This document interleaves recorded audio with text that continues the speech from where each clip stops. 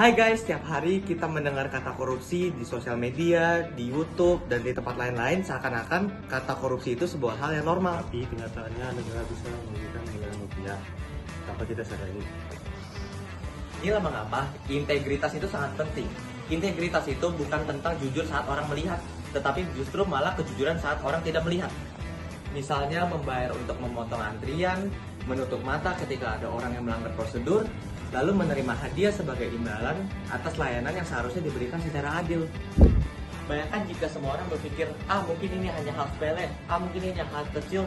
Mungkin kalau cuma sedikit yang melakukan itu, tidak akan terlihat. Tetapi kalau semuanya berpikir kayak gitu, sistemnya akan menjadi rusak. Korupsi bisa menyebabkan biaya pendidikan mahal, pembangunan yang tidak merata, dan pelayanan kesehatan yang terhambat. Dan pada akhirnya, masyarakat yang paling dirugikan. Mungkin terlihat sepele, tapi justru dari sepele itulah membuat budaya korupsi tumbuh. Dan kalau kita bekerja di lembaga pelayanan, kita harus melayani dengan adil, tanpa manipulasi, imbalan maupun pilih kasih.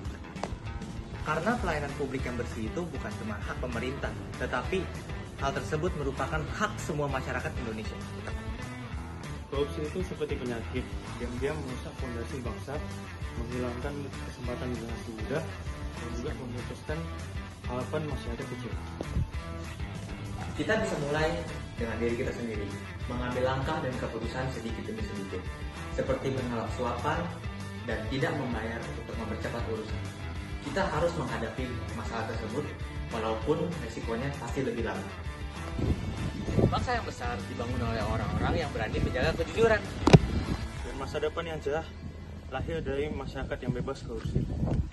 Dan berani bilang tidak dalam segala pertimbangan dan hal-hal sekecil apapun. Kita semua ini bisa menjadi obatnya loh, dengan cara belajar untuk kebiasaan jujur, bertanggung jawab, dan disiplin. Karena perubahan bukan datang dari satu orang, tapi pilihan kecil dari jutaan orang. Stop korupsi, jaga integrasi, Indonesia maju karena kita jujur. Bye!